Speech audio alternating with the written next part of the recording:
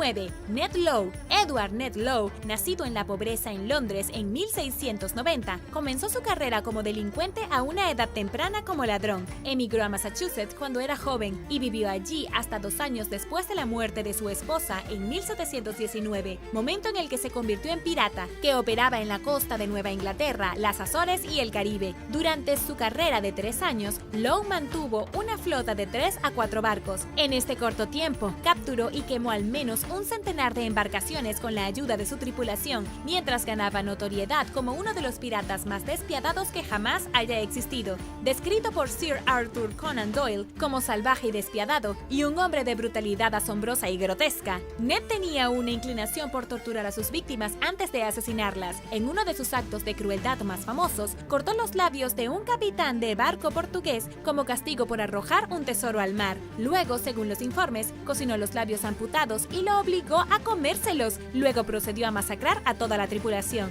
Ned también quemó vivo al cocinero de un barco cuando prendió fuego a un barco no deseado, describiendo a la víctima como un tipo grasiento que freía bien. A pesar de no tener mucho éxito en su saqueo, el notorio pirata es recordado por su terrible violencia, que le valió la etiqueta de psicópata por el historiador Edward Leslie, quien describió el historial de Ned Lowe como plagado de mutilaciones, destripamientos, decapitaciones y matanzas.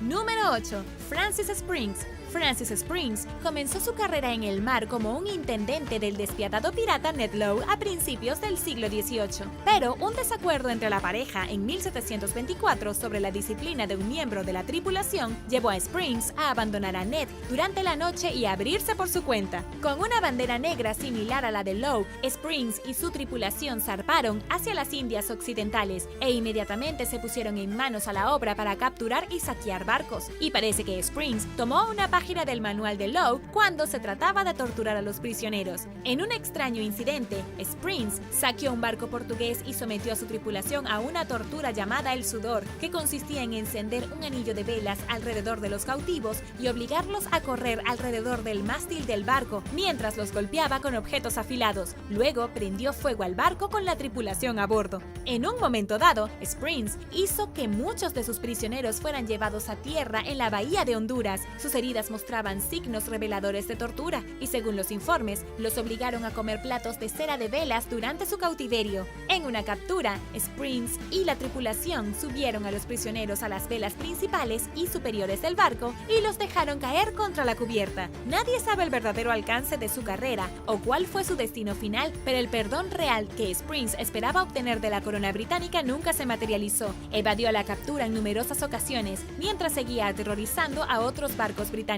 Los últimos informes de este pirata vinieron en 1725, cuando había tomado más barcos y todavía estaba suelto. Y ahora el número 7, pero primero quería darles un gran saludo a todos. Muchas gracias por pasar tiempo con nosotros en nuestro pequeño rincón de internet. Y si tú eres nuevo por aquí, bienvenido. Asegúrate de suscribirte y haz clic en la campanilla de notificaciones, así no te perderás los próximos videos. Número 7. Xin Shi. En 1801, después de trabajar como prostituta en un burdel flotante en la ciudad china de Cantón durante la dinastía Qing, una mujer llamada Shan Shi Zhao, también conocida como Xin Shi, se casó con un terrible líder pirata llamado Shen I, que operaba en el sur del mar de China. Como comandante no oficial de la flota Bandera Roja, Confederación Pirata de Guangdong, Shen I unió muchas organizaciones piratas rivales durante su vida. Según la leyenda, vio algo en Xin Shi que la convirtió en una buena novia potencial por sus habilidades comerciantes y monetarias, y resulta que tenía razón. Se rumora que, como condición para el matrimonio, Xin Shi exigió el mismo control sobre la flota de barcos pirata de su marido. Después de la muerte de Shen I en 1807, Xin Shi asumió plenamente sus funciones y la actividad de la organización aumentó sustancialmente bajo su liderazgo. En el apogeo del poder, controló unos 1.800 barcos y hasta 80.000 piratas. Básicamente aterrorizó a todos en su camino para tener una vida exitosa y rica. Xin Shi implementó un estricto conjunto de reglas para sus subordinados sin ley. Cualquiera que desobedeciera las órdenes de un superior o diera órdenes cuando no estaba en condiciones de hacerlo, era, según los informes, decapitado en el acto. Sus políticas también exigían la ejecución de piratas que violaban a las cautivas, y los amantes que no estaban casados también eran ejecutados. Los piratas que tomaban cautivas como esposas debían ser fieles a ellas. Básicamente Básicamente cualquier travesura sería castigada con la muerte. Los piratas respetaron y obedecieron su autoridad. El orden y la estructura que Qin Shi trajo a su flota la hizo muy exitosa, quedando invicta contra los oficiales de la dinastía Qing, la Armada Portuguesa y la Compañía de las Indias Orientales. Se retiró en 1810, después de recibir una oferta de amnistía del gobierno chino. Prefirieron hacer eso antes de tener que lidiar con ella. Qin Shi vivió una larga vida y murió en 1844 a los 69 años. Nadie sabe cómo pasó las últimas décadas de su jubilación. Número 6. Montbar el Exterminador. Daniel Montbar, más conocido como el Exterminador, fue un bucanero francés de finales del siglo XVII y principios del XVIII, que pasó a la historia como uno de los enemigos más violentos del Imperio Español. Puede resultar sorprendente saber que nació en una familia adinerada y que tuvo una educación privilegiada, pero su educación, que incluyó el conocimiento de las atrocidades cometidas por los conquistadores en el Nuevo Mundo, engendró un profundo odio hacia los españoles. Mientras servía a la Armada francesa junto a su tío, Montbar experimentó la guerra contra los españoles de primera mano. Durante ese tiempo, su tío fue asesinado, lo que aumentó el odio del joven hacia el adversario. Montbar viajó al refugio pirata de Tortuga poco después y se convirtió en bucanero. Rápidamente estableció una reputación temible y despiadada, con un relato histórico que indica que abrió el camino hacia las cubiertas del enemigo, donde cargó con heridas y muerte. Incluso cuando el enemigo fue derrotado hasta la sumisión, su único placer parecía ser contemplar no los tesoros del barco, sino el número de españoles muertos y moribundos. Durante su despiadada campaña de terror, atacó y allanó los asentamientos españoles en México, Cuba, Puerto Rico, Honduras y las Antillas, y su crueldad prácticamente dura le valió el apodo de El Exterminador. Torturó a sus víctimas de formas inigualablemente horripilantes, incluso abriendo el abdomen de un prisionero, clavando un extremo de su intestino grueso a un poste y obligándolos a bailar hasta morir mientras los golpeaba con un tronco en llamas. Es posible que se haya perdido en el mar en 1707, pero se desconocen las circunstancias de su muerte y se rumorea que su tesoro permanece enterrado en algún lugar de la isla caribeña de San Bartolomé. Número 5. Black Bart. Nacido en 1682, el pirata galés Bartolomeo Roberts entró en la vida de marinero desde los 13 años, trabajando como primer oficial en un balandro de Barbados y luego en un barco de esclavos llamado The Princess. En 1719, el barco fue capturado por piratas, que obligaron a la tripulación de The Princess a unirse a ellos. Roberts pronto encontró un aliado en su captor, el capitán pirata y compañero galés Howell Davis, quien notó las excepcionales habilidades de navegación de Roberts y también aprovechó la habilidad para conversar en galés entre una tripulación de habla inglesa. Según los informes, Roberts dudaba en entrar en la vida pirata, pero los beneficios del estilo de vida y la oportunidad de escapar del trabajo duro por poco dinero aparentemente lo convencieron. Cuando los portugueses capturaron y mataron a Davis en la isla de Príncipe, la tripulación eligió a Roberts como su nuevo capitán. Su primera orden del día fue vengar la muerte de Davis. La tripulación navegó de regreso a Príncipe, donde masacraron a gran parte de la población masculina y robaron cualquier cosa de valor. A través de este acto de venganza, Roberts se ganó la lealtad eterna de la tripulación. Usó su influencia para establecer un nuevo código de ética pirata que dictaba cómo deberían comportarse los miembros de la tripulación en un barco. Las reglas incluían no juegos de azar, no peleas a puñetazos, un toque de queda a las 8 en punto, un sistema de votación justo y más. En lo que respecta al número de embarcaciones capturadas, se considera que Roberts es el bucanero más exitoso de la Edad de Oro de la piratería, un periodo de piratería desenfrenada que duró desde la época de 1650 hasta 1730. En 1719 y 1722 capturó más de 400 barcos frente a las Américas y la costa de África Occidental, ganándose los apodos de Black Bart y el Gran Pirata. En 1720, Roberts había provocado más o menos que el comercio marítimo de las Indias Occidentales se detuviera en seco, pero el aparentemente imparable pirata encontró su destino en 1722, cuando murió en una batalla con el barco USS Swallow de la Real Armada Británica. Los gobiernos de Europa habían tenido suficiente de él. Se dice que su muerte marcó el final de la Edad de Oro de la piratería.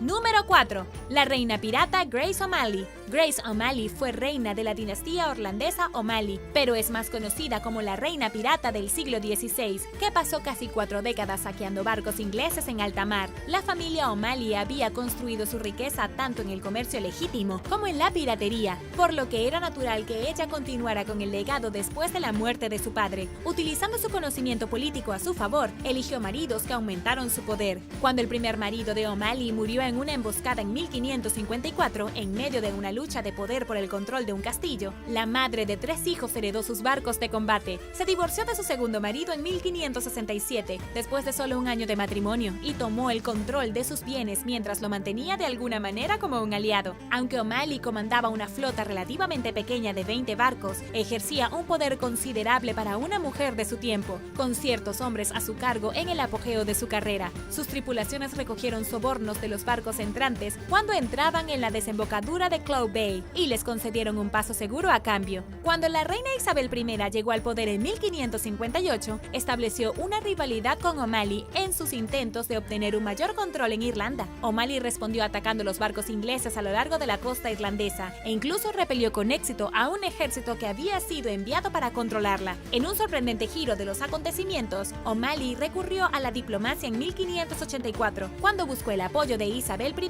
después de que el gobierno del recién nombrado Sir Richard Brigham mató a uno de sus hijos, encarceló al otro y confiscó sus bienes. Elizabeth fue sorprendentemente receptiva con la oferta y ordenó que liberaran al hijo de O'Malley y que le devolvieran su tierra. A cambio de la ayuda, O'Malley acordó usar sus habilidades de marinero y lucha para ayudar a derrotar a enemigos ingleses como los españoles. Murió en 1603, el mismo año que murió Isabel I, como uno de los pocos antiguos enemigos de la reina que alguna vez logró agradecerle.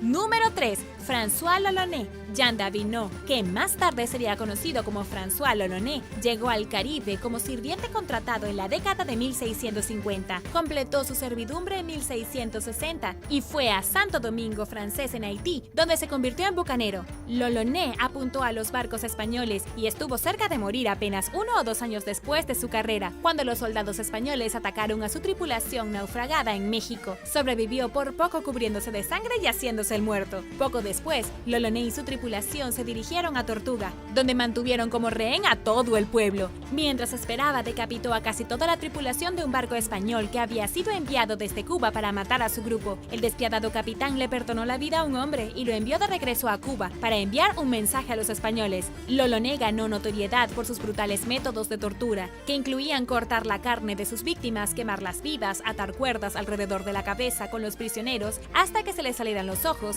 e incluso comerse el corazón de un cautivo. Él y su tripulación atacaron y diezmaron más o menos a Maracaibo, a pesar de ser superados en número, matando a unos 500 soldados en el proceso. Mientras estaban allí, retuvieron también la ciudad de San Antonio de Gibraltar para pedir rescate y continuaron saqueando incluso después de recibir el pago. Con hasta 700 piratas a su mando, l'Olonnais luego viajó a Centroamérica, donde fueron emboscados por soldados españoles mientras se dirigían a San Pedro. Los piratas salieron victoriosos a pesar de ser superados en número una vez más, y un superviviente aterrorizado les proporcionó indicaciones para llegar a su destino, pero su barco encalló frente a Nicaragua, y cuando l'Olonnais y su tripulación fueron tierra adentro en busca de comida, comenzaron a atacar a las tribus nativas americanas. Finalmente fueron capturados y ejecutados por la tribu indígena Kuna, lo que llevó a un abrupto final de la violenta carrera del despiadado pirata. Número 2. Annie Bonny. En el hemisferio occidental, el folclore pirata afirmaba que tener una mujer a bordo era de mala suerte. Annie Bonny, nacida en Irlanda, y su compañera Mary Read refutaron esta superstición durante una campaña de piratería en el Caribe en el siglo XVIII. Poco se sabe sobre la vida de Bonny antes de que se dedicara al saqueo. Después de casarse y mudarse a las Bahamas en 1715, comenzó a mezclarse con piratas en los bares. Fue allí donde Bonny conoció a un pirata llamado Calico Jack Rackham y se convirtió en su amante. Su esposo rechazó la oferta de Rackham de pagarle para divorciarse de su esposa y la pareja huyó de Nassau juntos. Bonnie se convirtió en la compañera de crimen de Rapham y se disfrazó de manera convincente como un hombre, y solo su tripulación se dio cuenta de que ella era de hecho una mujer. Durante ese tiempo, dio a luz al hijo de su amante, se divorció con éxito de su marido y se casó con Rapham, mientras participaba en el peligroso estilo de vida pirata junto a una tripulación compuesta exclusivamente de hombres. La pareja se estableció en Jamaica y pasó años al mando de una tripulación en sociedad con la otra pirata llamada Mary Read, que también se disfrazó de hombre. El trío fue capturado en octubre de 1720 bajo las órdenes del gobernador de Jamaica. Demasiado borrachos para luchar, la tripulación finalmente se rindió. Los tres estaban programados para ser ejecutados, pero Bonnie y Read escaparon por poco de la sentencia de muerte, al menos temporalmente, cuando descubrieron que estaban embarazadas y se les concedió una suspensión hasta que naciera el bebé. Las últimas palabras de Bonnie a su esposo fueron: "Si hubieras luchado como un hombre, no tendrías que haber sido ahorcado como un perro". Read murió en prisión, probablemente por complicaciones del parto, y la muerte de Bonnie sigue siendo un misterio hoy. Hay un registro de que Annie Bonny fue enterrada en la ciudad donde fue juzgada en 1733, y se cree que no fue ejecutada, sino que quizás pasó el resto de su vida en la prisión. Número 1. Barba Negra. Barba Negra podría ser el pirata más temido del siglo XVIII. El hombre detrás de la leyenda de Barba Negra se llamaba Edward Teach. En su apogeo circularon informes de que un hombre enorme con ojos feroces y salvajes, con una voz retumbante y una barba espesa, larga y negra, así como un largo cabello negro que ataba en cintas. Él mismo ayudó a difundir los rumores de su reputación, y también se ponía fósforos encendidos debajo del gorro y de la barba para estar rodeado de una bocanada de humo. Nadie sabe realmente sobre los primeros años de su vida, aunque se cree que pudo haber comenzado su carrera como marinero en la Armada Real Inglesa o como marinero de un barco mercante. Su familia parecía ser rica y tenía una plantación en Jamaica, pero ¿qué lo hizo convertirse en pirata? En 1715, una flota de barcos españoles partió de La Habana, en Cuba, hacia España cargados con todo tipo de tesoros. Fueron atrapados por un gran huracán y los barcos naufragaron frente a la costa de Florida. Más de 1000 marineros se ahogaron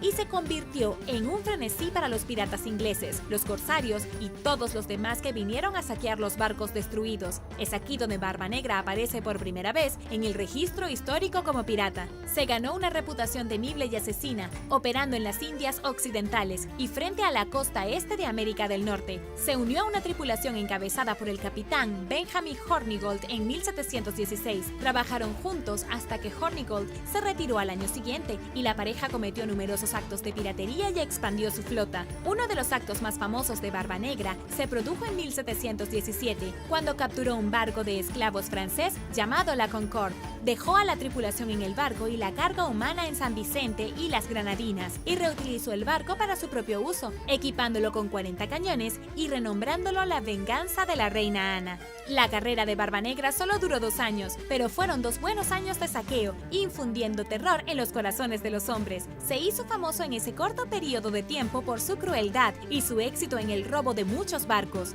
Hubo rumores de que destripaba a sus víctimas con regularidad, alimentaba con sus intestinos a los tiburones, les cortaba los dedos, les cortaba las orejas a los prisioneros y los obligaba a comerlas, y atacaba violentamente a su tripulación sin previo aviso. Su primera armada pirata incluso bloqueó la ciudad de Charleston durante una semana. Encontró su espantoso final a manos del teniente naval británico Robert Maitland, quien fue enviado por el gobernador de Virginia, Alexander Spotswood, para localizarlo. Al final fue derrotado en una sangrienta batalla en la isla Ocracoke. Le dispararon 5 veces y le pegaron 20 veces con una espada antes de morir. Teseo y el Minotauro. Teseo y el Minotauro es una de las historias más famosas de la mitología griega. Para aquellos que no están familiarizados con la historia, comienza con el rey Minos de Creta. Rezó a Poseidón por un toro blanco como la nieve después de ganar su realeza y exiliar a su hermano. El toro iba a ser un signo de la aprobación del dios. Luego se suponía que debía sacrificar el toro cuando apareciera, pero lo encontró demasiado hermoso para matarlo. Entonces lo guardó. Poseidón estaba tan furioso que hizo que la esposa del rey se enamorara del toro y ella dio a luz a un minotauro, un monstruo mitad hombre mitad toro. A medida que el minotauro envejecía, se volvía cada vez más violento. Como no era ni hombre ni bestia, comenzó a comer gente.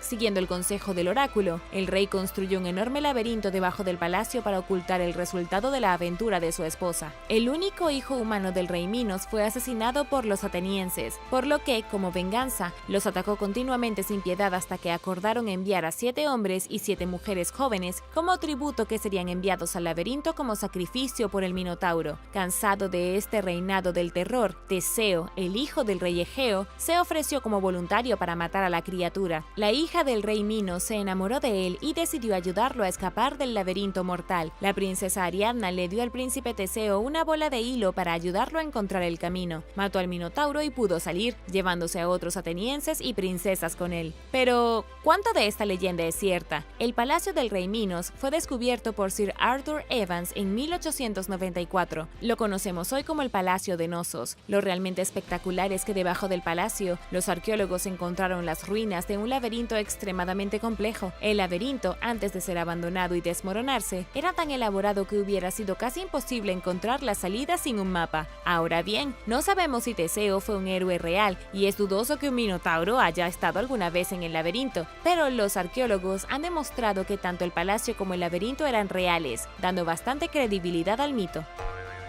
Número 9. La leyenda de Mulan. Mulan es bien conocida en estos días como una popular película de Disney y una que fue tan querida que recientemente también hicieron su versión live action. Pero lo que muchos fanáticos no saben es que el personaje de Mulan en realidad está basado en una balada china. Lo que es aún más interesante es que la balada puede estar basada en una persona real llamada Mulan en la historia de China. La evidencia escrita más antigua de que Mulan era una persona real se remonta a las dinastías del norte, de entre 386 al 581 después de Cristo. La balada de Mulan no tiene más de 300 palabras y describe la historia de una niña que se viste de hombre para unirse al ejército en lugar de su padre. Es exactamente la misma historia de la película. Al final de la balada, Mulan es aclamada como uno de los mejores y más poderosos guerreros y luego se revela a sí misma como una mujer. Si bien no hay ninguna evidencia directa de que esto sucedió, la balada da algunas pistas. El poema épico menciona dos lugares principales, el río Amarillo y la montaña Yang. Esto sugiere que la ciudad natal de Mulan estaba en algún lugar cerca de estos dos puntos de referencia. El poema también sugiere que Mulan era miembro de un grupo nómada llamado Tuoba, un clan que vino del norte de China y estableció la dinastía Wei del norte. Esto se debe a que en el poema el emperador se conoce con el título de Kang, lo que hace probable que Mulan provenga de una sociedad nómada descendiente de mongoles. Estas personas eran conocidas por dar a las mujeres un estatus respetado en la sociedad, mientras que este tipo de comportamiento finalmente se perdió en China. Entonces, Mulan pudo haber sido real, recordada y transmitida a través de la poesía. Número 8. La batalla de Salamina. La batalla de Salamina es una de las batallas más legendarias de la historia, luchada entre persas y griegos en septiembre del 480 a.C. Fue una de las batallas militares más importantes de la historia antigua y un punto crucial para Europa. Si los griegos hubieran perdido esta lucha, los persas habrían invadido y alterado con éxito la historia tal como la conocemos hoy. La batalla tuvo lugar cerca de la costa de Ática en Grecia. Si bien sabemos que la batalla en sí definitivamente sucedió, no sabemos cuántas leyendas que la rodean son ciertas. Se dice que las ciudades-estado griegas lucharon como aliadas, llevando 370 barcos a batalla, pero los persas tenían más de 1000 barcos. El rey Ausero asumió que aniquilaría la flota griega gracias a la abrumadora cantidad, pero lo que aparentemente sucedió fue que el comandante griego Temístocles atrajo a los barcos persas a través del estrecho de Salamina, como en la película 300, excepto que en botes. La enorme flota no pudo pasar por el estrecho, lo que provocó el caos y la desorganización, y la flota mucho más pequeña de 370 barcos griegos los derribó a todos. Esto definitivamente podría haber sucedido, pero no sabemos con certeza si estos números son ciertos. Quizás fue una brillante estrategia de batalla, quizás el siempre poderoso y misterioso fuego griego les dio a los barcos la ventaja. Si los relatos legendarios de la batalla son ciertos, entonces solo demuestra cuán poderosos y buenos en tácticas de batalla eran realmente los griegos. Número 7. El laberinto perdido de Egipto. ¿Sabías que hay una misteriosa maravilla perdida en Egipto que podría haber superado incluso a las pirámides? El gran laberinto perdido de Egipto aparece por primera vez en los escritos del historiador griego Heródoto en el siglo V a.C. Él mismo afirmó que vio el edificio, llamándolo incluso más impresionante que las pirámides de Giza. El historiador griego también afirmó que el laberinto está ubicado a lo largo de las orillas de un enorme lago a 7 días de las pirámides. Había un gran templo dividido en enormes secciones para formar el laberinto, que era casi ineludible. Había pasajes subterráneos, figuras colosales e incluso pequeñas pirámides entrelazadas con las otras estructuras. Era un complejo masivo que no se parecía a nada en el mundo antiguo o incluso desde entonces. La leyenda dice que el laberinto era tan grande que una vez que te perdías, la única forma de encontrar la salida era con un mapa o un libro secreto. Desafortunadamente, este gran laberinto nunca ha sido descubierto por los arqueólogos modernos. No estamos seguros si realmente existió. Hubo muchos informes vagos en 2008 de que los especialistas en radares habían descubierto un laberinto subterráneo debajo de un templo cerca del Cairo, pero este supuestamente descubierto nunca fue autentificado ni investigado más, o al menos todavía no se ha publicado nada. Si bien es definitivamente posible que los egipcios construyeran un laberinto que haría que sus pirámides parecieran juguetes para niños, aún no se ha descubierto evidencia que respalde esta antigua leyenda.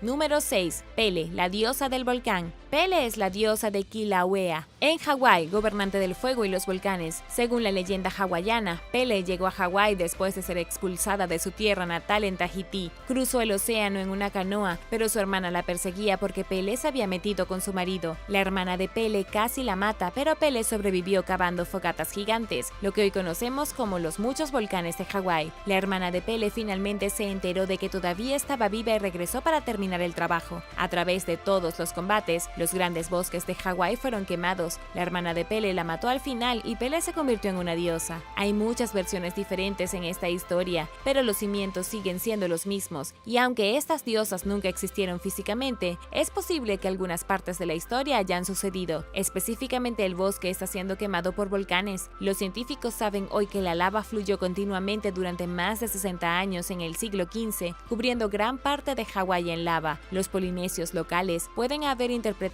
lo que vieron como una gran batalla entre dioses, inventando sus propias leyendas al respecto. Estas leyendas persistieron y se convirtieron en mitos, y en su mayoría ahora se han olvidado. Aunque la propia Pele probablemente nunca existió, este es un gran ejemplo de cómo los eventos reales inspiran historias que pueden convertirse en leyendas y pueden convertirse en religiones. Y ahora, una criatura asombrosa que todos deseamos que todavía estuviera presente. Pero primero, si eres nuevo por aquí, también asegúrate de suscribirte y hacer clic en la campanilla de notificaciones, así no te perderás los próximos videos.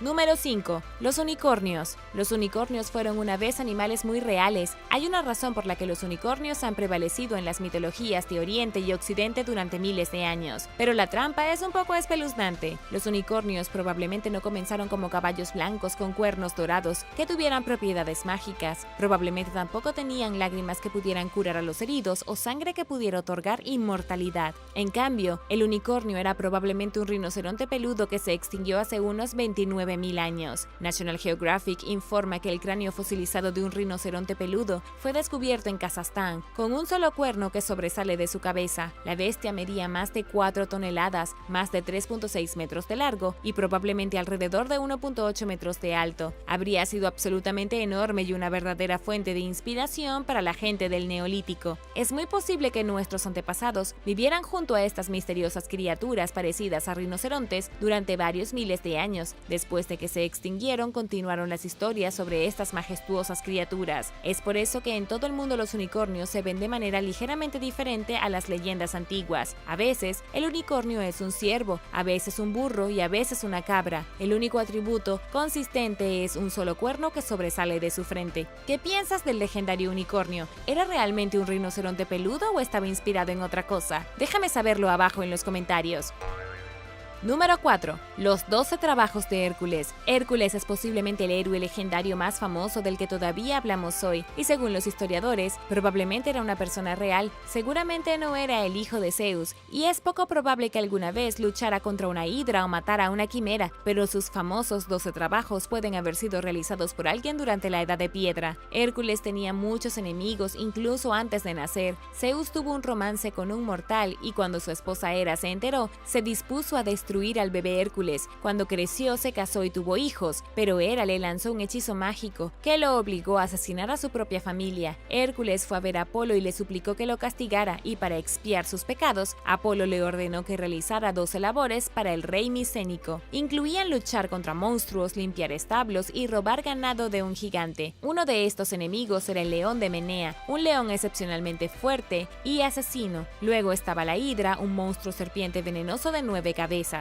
Los historiadores dicen que pudo haber habido un guerrero extraordinariamente fuerte en la Edad de Piedra, que logró muchas hazañas extraordinarias, pero en lugar de matar monstruos, probablemente habría matado a un león muy grande, quizás había capturado un montón de serpientes y había robado ganado de una tribu rival. A lo largo de los siglos, la historia de Hércules y sus 12 trabajos fue recogida por otras civilizaciones y transmitida una y otra vez. Todo el mundo ama a un héroe. El héroe original pudo haber sido un tipo ordinario con un garrote y algo de piel de león, y tal vez tuvo suerte y la gente pensó que los dioses estaban con él.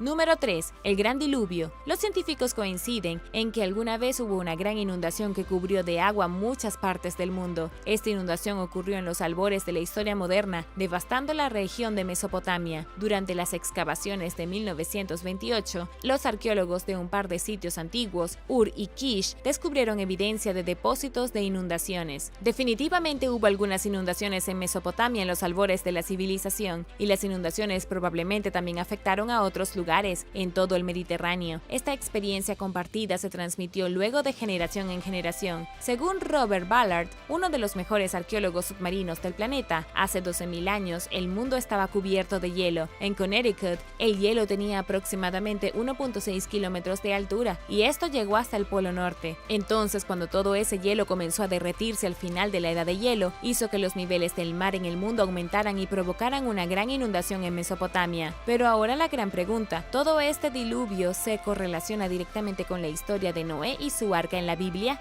¿Fue el gran diluvio bíblico algo muy real? Esta es una leyenda con una sorprendente cantidad de verdad. Si bien todavía hay arqueólogos buscando el arca que construyó Noé, está claro que una gran inundación devastó el mundo justo cuando la humanidad comenzaba.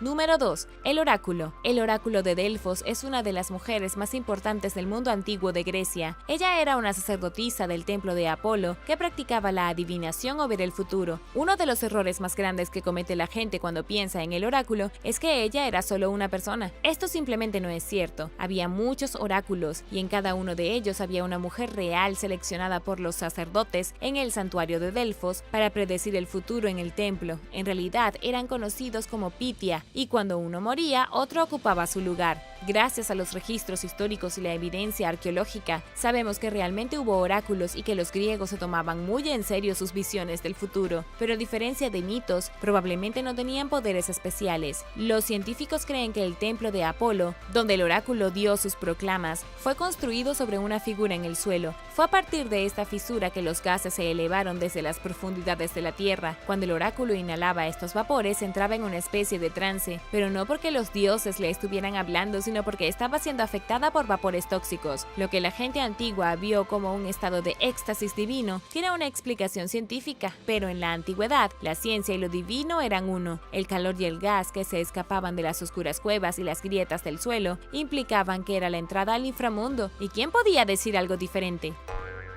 Número 1. El rey Arturo. El rey Arturo pudo haber sido una persona real, incluso puede haberse sentado en una mesa redonda en Camelot. Ha habido un debate furioso durante siglos entre los historiadores sobre la existencia del rey Arturo. Su primera aparición en la historia escrita fue alrededor del año 1000. El historiador galés Nennius publicó una lista de 12 batallas épicas en las que había luchado el rey Arturo. Supuestamente era un héroe celta que ayudó a defender Gales contra los invasores sajones, y algo así como Hércules, sus menciones originales en la historia fueron bastante aburridas. Básicamente era un rey realmente bueno que luchó en muchas batallas, pero en el siglo XII el rey Arturo tenía una espada mágica llamada Excalibur, un mago llamado Merlín y todo un grupo de caballeros de confianza. En algún momento en el camino, alguien que pudo haber sido una persona real se convirtió en un personaje de un libro de cuentos, pero hay algunos problemas con las historias, como el hecho de que las 12 batallas en las que supuestamente estuvo el rey Arturo tuvieron lugar en tantas ocasiones diferentes que le habría sido imposible participar en todas ellas. Luego Luego está el problema con Camelot,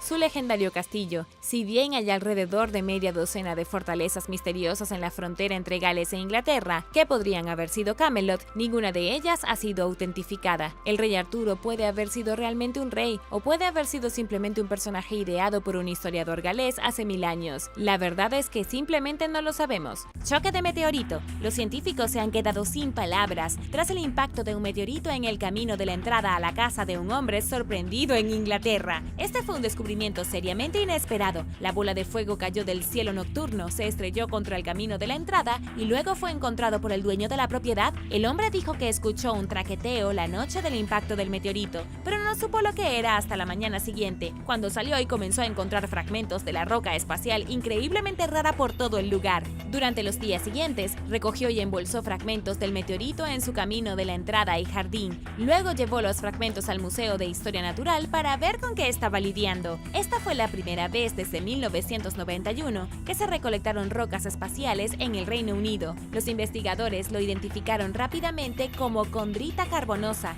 diciendo que incluso podría proporcionar información sobre cómo se veía el sistema solar durante su formación, más de 4.000 millones de años antes de hoy. La profesora Sarah Russell del museo dijo que solo se han encontrado 51 de esos meteoritos en la Tierra, lo que hace que la roca espacial sea más rara que cualquier otra cosa. Aún más sorprendente es que hay 2 programas espaciales que recolectan estos mismos tipos de roca en el sistema solar. Son OSIRIS-REx, destinado a regresar al planeta con 60 gramos de rocas en 2023. Este hombre encontró 300 gramos de roca y ni siquiera fue al espacio. Sé lo que te estás preguntando, pero aún no se ha publicado información sobre cuánto dinero podría obtener el hombre por los fragmentos de meteorito. Pero viendo lo raros que son, probablemente será mucho dinero.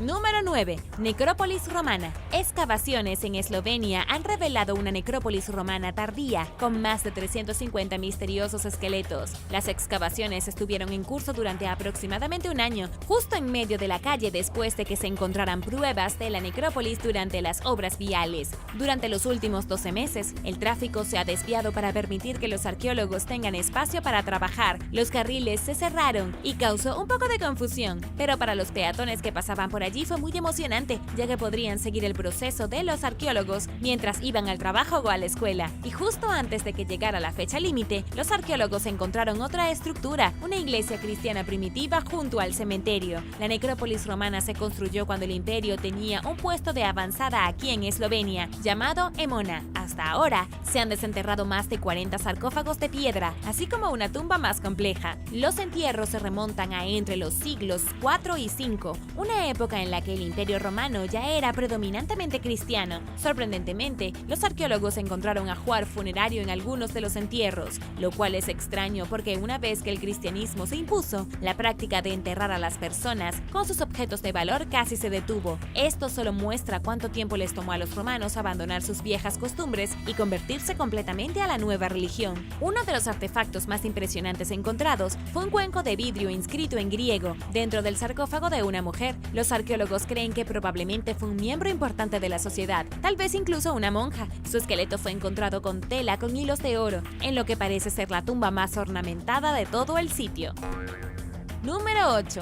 Patas de serpiente. ¿Sabías que las serpientes solían tener patas? Si no es así, no eres el único. Los científicos han descubierto recientemente serpientes fosilizadas que en realidad tenían patas, 2 en la parte delantera y 2 en la espalda. Ahora están estudiando para comprender cómo las serpientes se convirtieron en serpientes hace millones de años, perdiendo sus patas y convirtiéndose en las serpientes deslizantes que conocemos hoy. Todavía están tratando de averiguar si las serpientes evolucionaron de lagartos normales o de extraños reptiles del océano. Usando tecnología de rayos X, los científicos inspeccionaron el fósil para ver mejor la anatomía de la serpiente, particularmente la anatomía de sus patas. Proyectaron imágenes en 3D que revelaron la estructura interna de los huesos de las patas, llegando a la conclusión de que se parecen más a las patas de los lagartos modernos. No se han encontrado muchos fósiles de estos. De hecho, solo hay 3 fósiles en el mundo de serpientes con huesos en las patas. El fósil más reciente se encontró incrustado en una roca en el Líbano y data de hace 95 millones de años. La serpiente medía alrededor de 51 centímetros, con patas de menos de 2.5 centímetros de largo. Eran solo patitas de cría, probablemente heredadas por la forma anterior de la serpiente como lagarto. Sin embargo, los científicos aún no saben exactamente qué lagarto condujo a la evolución de la serpiente o por qué sucedió en realidad. Número 7. Los dibujos hechos a mano más grandes. Los científicos han descubierto los dibujos hechos a mano más grandes jamás realizados por manos humanas. Y no, te prometo que no son las líneas de Nazca talladas hace 2000 años en el desierto peruano. Las líneas de Nazca son representaciones increíbles de plantas, animales y figuras, algunas de hasta 48 kilómetros de largo. Pero este descubrimiento reciente se realizó en el desierto de Thar de la India, a un mundo de distancia, y es incluso más grande de lo que se encontró en Perú en la década de 1930. Un padre y su hijo fueron los que identificaron estos enormes dibujos hechos a mano. Vieron 8 sitios individuales esparcidos en el desierto de Thar, figuras lineales que parecen geoglifos. El dúo de padre e hijo hicieron su descubrimiento utilizando Google Earth, por lo que podría haber sido un truco de perspectiva, pero en realidad es legítimo. Después de identificar las líneas, los investigadores fueron al sitio y utilizaron un dron para realizar una exploración. Encontraron una espiral enorme, el dibujo increíblemente enorme de una serpiente e incluso piedras conmemorativas en puntos clave donde las líneas se cruzan. Los diseños son muy elaborados y en total cubren un espacio más grande que cualquier otra colección de geoglifos del mundo. También son los primeros de su tipo descubiertos en la India. Los investigadores sugieren que alguna vez cubrieron un área de 80 kilómetros. Incluso con los geoglifos identificados, los investigadores no tienen idea de quién los hizo. Quizás una comunidad de agricultores o cazadores del desierto. Es posible que solo tengan alrededor de 150 años, pero las líneas aún no han sido fechadas profesionalmente. Nadie en el área sabe quién los construyó tampoco, lo que lo convierte en un gran misterio. Número 6. Focas con anguilas en la nariz. Hablando de grandes misterios, a unas focas jóvenes se les han metido anguilas en la nariz y los científicos no pueden entender por qué. Este es uno de los descubrimientos inesperados más extraños del año. El programa de investigación de la foca monje de Hawái ha estado encontrando focas monje hawaianas con anguilas literalmente atascadas en sus fosas nasales. Hasta hace poco, solo había habido unos pocos casos de esto, según Charles Lippmann, biólogo de la conservación. Pero recientemente ha estado sucediendo con más frecuencia.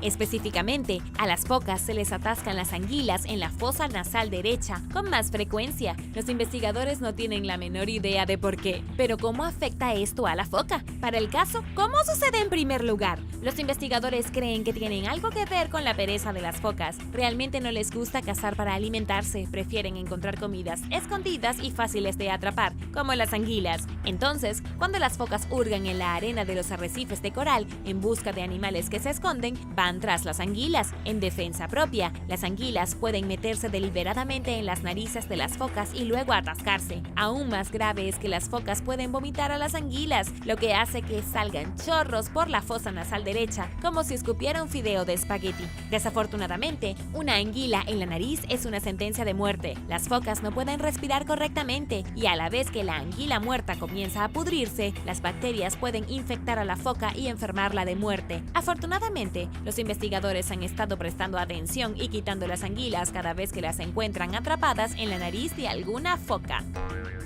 Número 5. Placas de identificación de la Segunda Guerra Mundial. Un joven de 13 años llamado Max estaba de excursión cuando descubrió una placa de identificación más de 7 décadas después de que ésta desapareciera. Era la placa de identificación de un soldado australiano que luchó durante la Segunda Guerra Mundial. Descubierta en Lake District, en Inglaterra, Max se encontró con lo que al principio pensó que era un collar de perro. Vio metal que sobresalía de debajo de una piedra e investigó. Rápidamente se dio cuenta de que estaba aferrando la placa de identificación de alguien. En la etiqueta estaba inscrito el nombre W.E. Wills. Max quería llegar al fondo del misterio. Con la ayuda de su madre se dirigió a las redes sociales y publicó detalles del artículo perdido hace mucho tiempo. Al poco tiempo, el propietario fue identificado como el soldado William Ernest Wills, un aviador que había estado destinado en Gran Bretaña durante la guerra. Trabajaba en una base aérea a solo un par de kilómetros de donde se encontró la placa de identificación. La etiqueta incluso estaba hecha de una moneda británica acuñada en 1917, el año en que nació el soldado.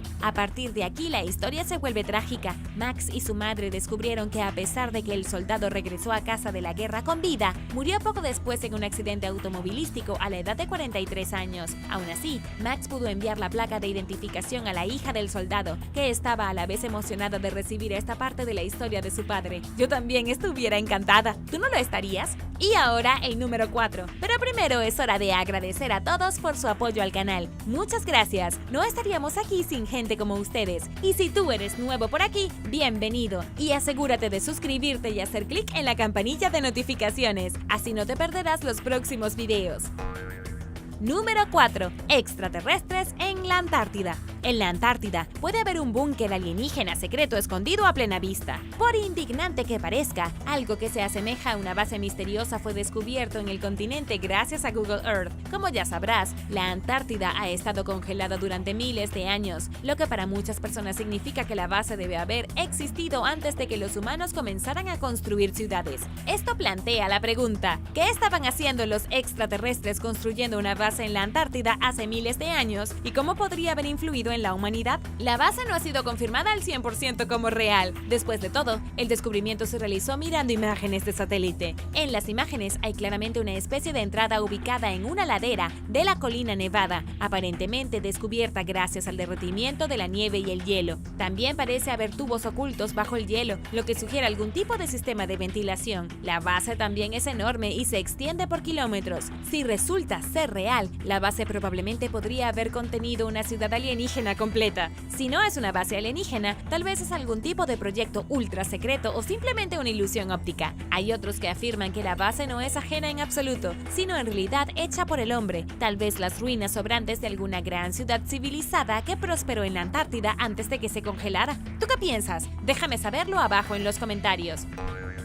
Número 3. Mensaje en una botella. Un capitán de barco ha descubierto lo inesperado. Encontró un mensaje legítimo en una botella en Michigan que se remonta a casi 100 años. La capitana Jennifer Docker realiza recorridos por los naufragios de las vías fluviales de Michigan. Ha visto muchas cosas en su vida, pero esta fue la primera vez que encontró un mensaje real dentro de una botella. Encontró la botella mientras limpiaba las ventanas de su bote con fondo de vidrio por accidente. Después de abrir el mensaje, se sorprendió al ver que fue escrito en 1926. Pero ¿quién escribió el mensaje y qué decía? La pequeña nota solicitaba a quien la descubriera que devolviera el papel a alguien llamado George Morrow Sheboygan. Teniendo en cuenta la antigüedad del mensaje, no parecía una tarea muy posible. Sin embargo, Jennifer pudo localizar a los descendientes de George. Después de publicar la historia en línea, se volvió viral y la hija de George, Michelle Primo, se acercó en respuesta e incluso afirmó reconocer la letra de su padre. Probablemente tenía 17 años cuando escribió la nota, incluso antes de que naciera Michelle. Michelle dijo que solía hacer este tipo de cosas todo el tiempo, incluso arrojar un mensaje en una botella al lago Hurón durante un viaje de campamento. Murió en 1995, pero ahora Michelle tiene una nota perdida para recordarlo.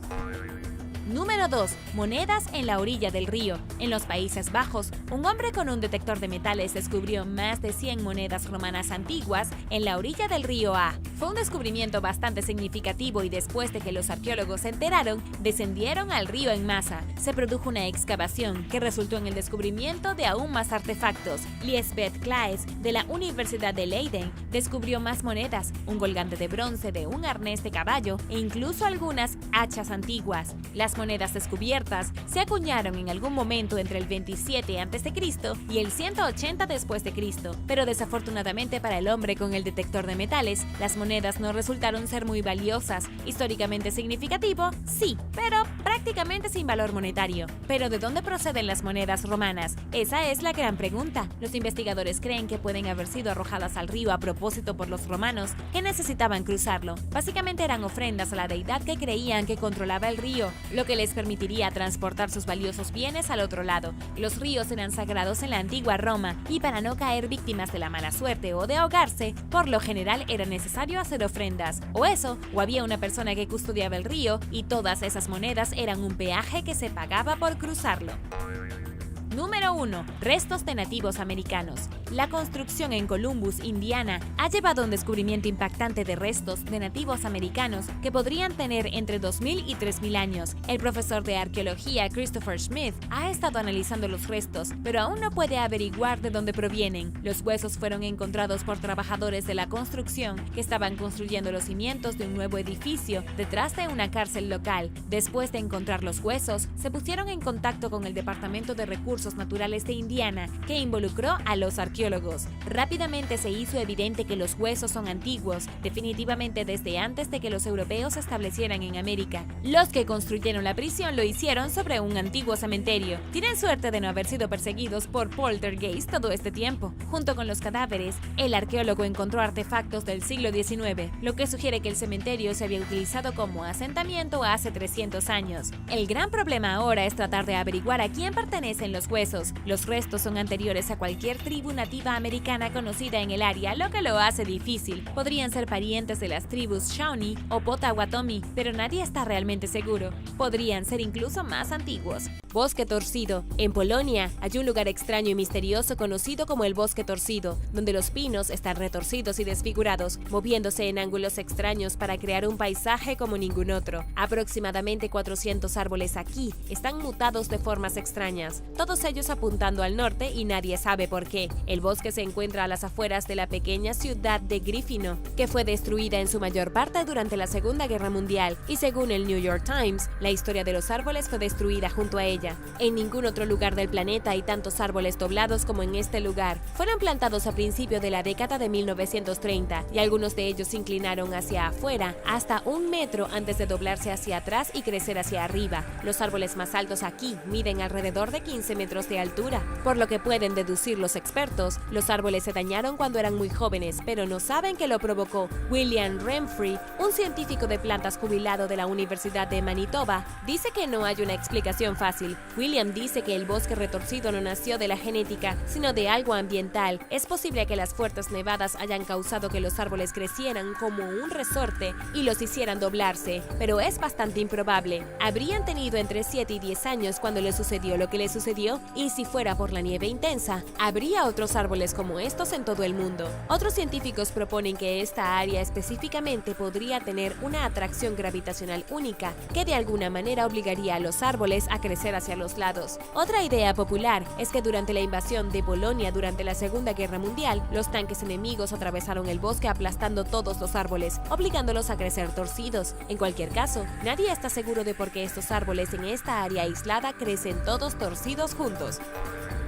Número 9. Skelly Michael. Skelly Michael es tan aislado como parece. Es un pequeño grupo de rocas que sobresale del océano frente a la costa de Irlanda. Técnicamente es una isla, pero se parece más a un pico rechoncho de una montaña sin solo un pedazo de tierra plana. En Skelly Michael hay un asentamiento monástico que se remonta al siglo VI, aunque hay pruebas de que se usó mucho antes, en la época pagana, hace más de 3400 años. En Europa, es el lugar más sagrado del oeste. También es la última parada de una peregrinación sagrada que va desde Palestina, a través de Grecia a Francia y en última instancia a Irlanda. La peregrinación se conoce como el Eje de San Miguel y fue practicada por los pueblos antiguos miles de años antes de que apareciera el cristianismo por razones desconocidas. Durante la época católica, Skelly Michael fue un lugar de refugio. Los monjes de San Fionnan vivían aquí, practicando una vida sencilla en medio de la nada, viviendo en chozas de piedra que parecen colmenas. ¿Qué hicieron estos monjes consigo mismos tan lejos de la tierra y literalmente sin nada a su alrededor? Pasaron la mayor parte de su tiempo orando en la iglesia que ellos mismos construyeron, cuidaron sus jardines, estudiaron e hicieron todo lo que hacen los monjes. La evidencia arqueológica sugiere que solo había unos 12 monjes viviendo aquí en el día, pero desaparecieron misteriosamente de la isla en el siglo XIII. Desde entonces, Skelly Michael ha sido abandonado.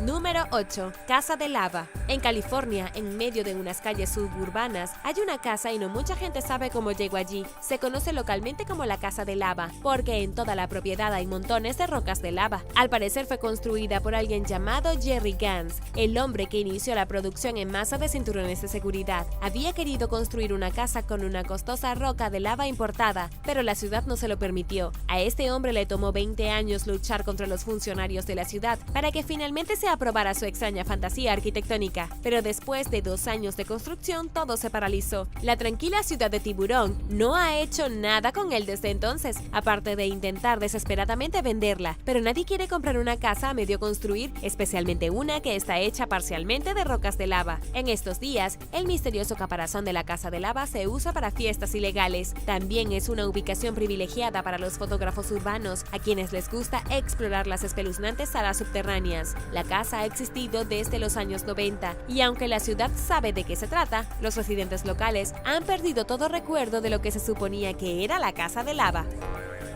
Número 7. Oasis de Siwa. El oasis de Siwa ha existido durante miles de años y ha recibido muchos nombres diferentes. Los antiguos egipcios lo llamaban el campo de las palmeras y también fue llamado el oasis de Júpiter Amón. Probablemente fue ocupado ya en el Neolítico y todavía está ocupado hoy. Seguramente era parte del reino que existió durante el reino antiguo de Egipto, pero debido a lo lejos que está el oasis del resto de Egipto, ubicado en las profundidades del desierto occidental cerca de la frontera con la actual Libia, ha funcionado de forma independiente desde que los humanos se establecieron allí. Las tradiciones, costumbres e historia aquí son significativamente diferentes del resto de Egipto. Incluso el idioma es diferente a varios cientos de kilómetros al este, donde se encuentran las pirámides de Giza y otras maravillas antiguas. Las personas que viven en el oasis ahora son bereberes Siwan, que practican antiguas creencias y deidades. A diferencia de otros lugares de Egipto, aquí no se han descubierto monumentos relacionados con los antiguos faraones. En cambio, Siwa cuenta con un impresionante templo que alguna vez albergó un oráculo.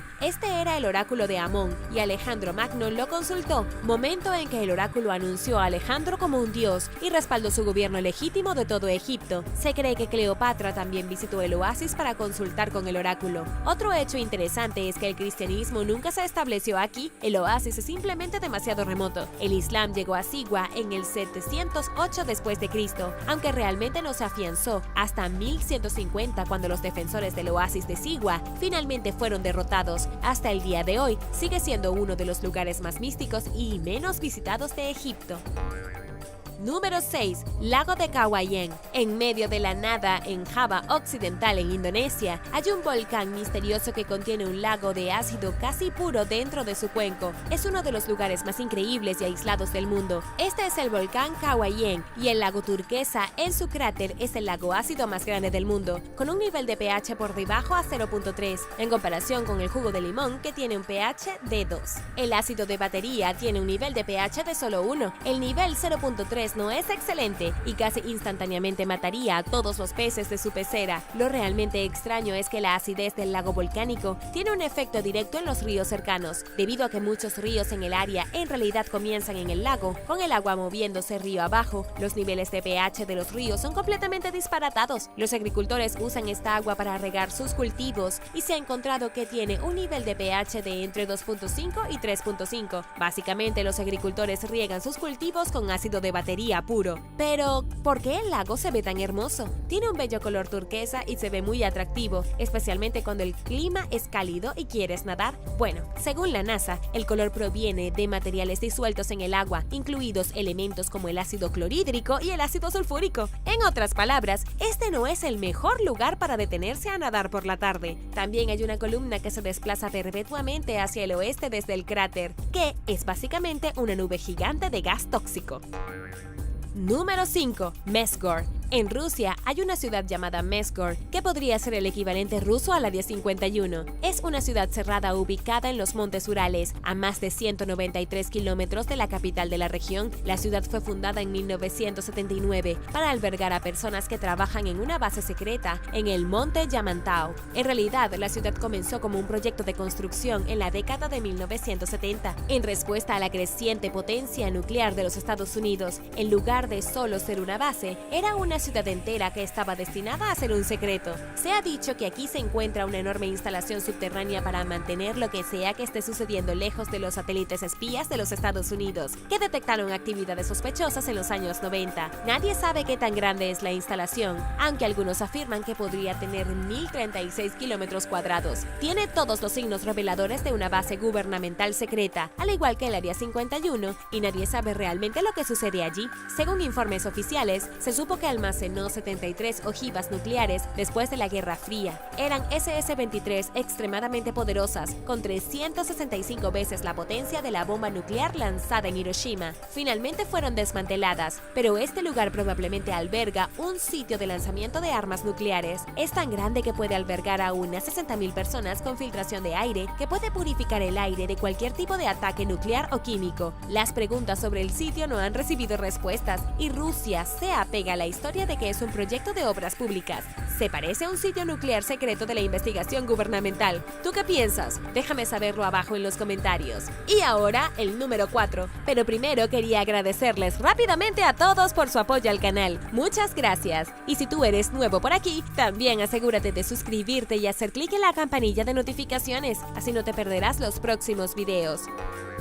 Número 4. Iglesia de Nuestra Señora María de Sion. Lejos en el norte de Etiopía, se encuentra la pequeña y misteriosa ciudad de Aksum. Se dice que la ciudad es donde la gran reina de Saba tenía su palacio, con sus ruinas aún en un pequeño campo fuera del centro de la ciudad. Esta ciudad ha existido por mucho tiempo y es considerada una ciudad santa. Etiopía es uno de los primeros países en adoptar el cristianismo en el siglo IV. En el corazón de Aksum hay una iglesia llamada Iglesia de Nuestra Señora María de Sion. Podría decirse que es la iglesia más secreta del mundo. Nadie puede entrar excepto un hombre conocido como el Guardián, una figura importante a cargo de custodiar el Arca de la Alianza, así es como en Indiana Jones. El Guardián es un representante elegido de la iglesia, entrenado para proteger el Arca a toda costa, incluso entrenado para matar con sus propias manos. Como puedes imaginar, a los historiadores y arqueólogos les gustaría tener en sus manos el Arca de la Alianza, la más sagrada de las reliquias antiguas. También el Vaticano. Pero a nadie se le permite mirar, ni siquiera entrar, y no hay excepciones. El Arca de la Alianza es un tesoro perdido de la Biblia hebrea, un cofre que contiene tablas físicas grabadas con los 10 mandamientos dados por Dios. El Arca estaba supuestamente alojada en el legendario Templo de Salomón antes de que el rey babilónico destruyera el templo y el Arca desapareciera. Algunos creen que los sacerdotes del templo sacaron el Arca para protegerla. Quizás fueron los caballeros templarios, quienes tomaron el Arca y la escondieron en Egipto durante varios cientos de años. Se rumoreaba que también fue llevada a la isla judía hasta que finalmente fue llevada a Aksum. El arca fue traída en secreto al país por Menelik, el hijo de la reina Saba y el rey Salomón de Israel. Los detalles de la historia son bastante turbios y por supuesto todos quieren saber si el Arca de la Alianza está realmente dentro de la iglesia, si es que existe en absoluto. A Etiopía por supuesto le gustaría mantener viva la leyenda, por lo que dicen que el arca todavía está dentro de la iglesia y no dejan que nadie mire para probar si está o no.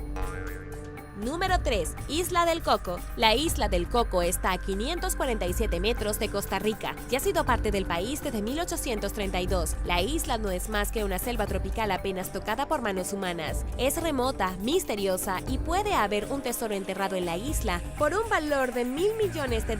La isla fue en realidad la inspiración de la novela La Isla del Tesoro de Robert Louis Stevenson. Tiene playas de arena negra, una hermosa cascada y un tesoro que pudo haber sido enterrado en 1820, cuando Perú trató de luchar contra el Imperio Español en medio de la colonización de las Américas. Un virrey español pensó que sería buena idea sacar las riquezas de la zona de guerra y salvaguardarlas hasta que terminaran los combates. Un enorme botín de monedas de oro, diamantes, estatuas y todo lo demás fue transportado por el capitán británico William Thompson en su barco Mary Dear. Bueno, el capitán británico mató a todos los soldados y sacerdotes españoles, arrojó sus cuerpos y luego tomó el tesoro para él y supuestamente lo enterró en la Isla del Coco. Hasta el día de hoy, el famoso tesoro nunca se ha encontrado. Algunos especulan si realmente está enterrado en algún lugar de la isla. Algunos dicen que ya ha sido desenterrado y gastado.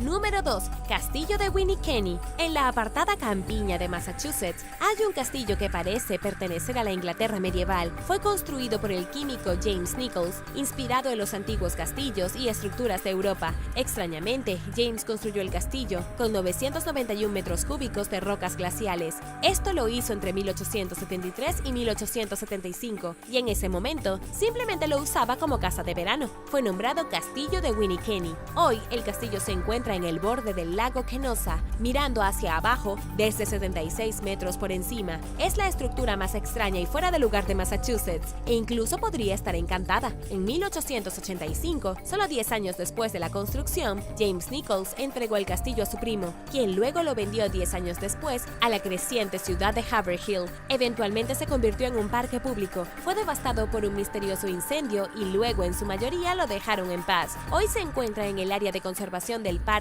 Winnekenny, lleno de tranquilas rutas de senderismo y con un aire de antiguos misterios.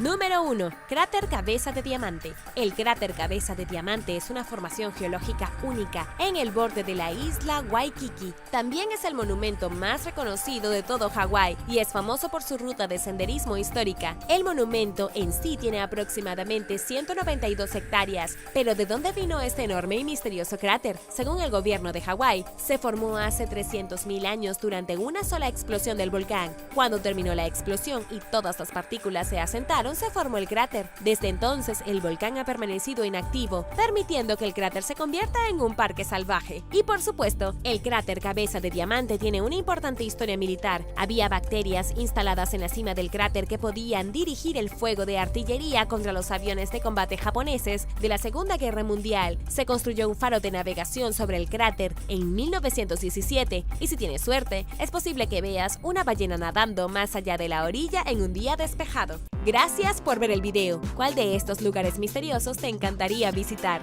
Déjame saberlo abajo en los comentarios. Y no olvides darle me gusta al video. Asegúrate de suscribirte antes de irte y nos vemos la próxima vez.